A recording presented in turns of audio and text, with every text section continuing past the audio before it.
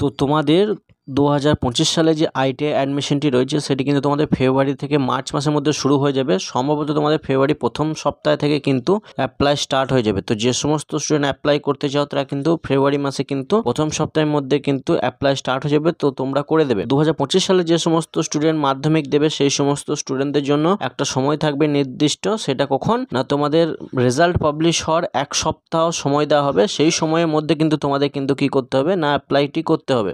এবং এখানে ই গ্রুপ এবং এম গ্রুপ দুটোরই কিন্তু একসাথে ফর্মটি ফিল আপ করা হবে, অর্থাৎ পাবলিশ হবে। তো একসাথেই কিন্তু স্টার্ট হয়ে যাবে। তো ছেলেদের ক্ষেত্রে 200 টাকা ফিস লাগবে, মেয়েদের ক্ষেত্রে 100 টাকা ফিস লাগবে। এবং যদি কেউ প্রিভিয়াস ইয়ারে 2023 বা 2024 কেউ অ্যাডমিশন নিয়ে থাকো, কিন্তু অ্যাডমিশন হওয়ার পরে তোমরা কলেজ ছেড়ে দিচ্ছ, সেই সমস্ত স্টুডেন্ট কিন্তু অ্যাডমিশন নিতে পারবে না, এটা মাথায় রাখবে। তো একসাথে কিন্তু দুটো ফর্ম ফিল আপ করলে কিন্তু একসাথে কিন্তু দুটো কাউন্সিলিং বা অ্যাডমিশনের সময় কিন্তু দুটো একসাথে অ্যাডমিশন করা যাবে না, যে কোনো একটা অ্যাডমিশন হতে হবে। এখানে ক্লিয়ারলি মেনশন করে দেওয়া হয়েছে নোটিশে। তো নোটিশ কিন্তু তোমাদের এই যে নোটিশটি আছে সেখানে তোমাদের নোটিশে কিন্তু পাবলিশ হবে এবং 2025 সালে ফেব্রুয়ারি মাস থেকে কিন্তু স্টার্ট হয়ে যাবে। তো যে সমস্ত স্টুডেন্ট এখনো অবধি কমন অ্যাপ্লিকেশন ফর্মটি ফিল আপ করেনি সেই সমস্ত স্টুডেন্টকে বলছি তোমরা কমন অ্যাপ্লিকেশন ফর্মটি ফিল আপ করে নেবে। এবং সেই সময় যদি কোনো প্রবলেম হয়ে থাকে সেক্ষেত্রে আমাদেরকে কমেন্টে জানাবে কি প্রবলেম হচ্ছে।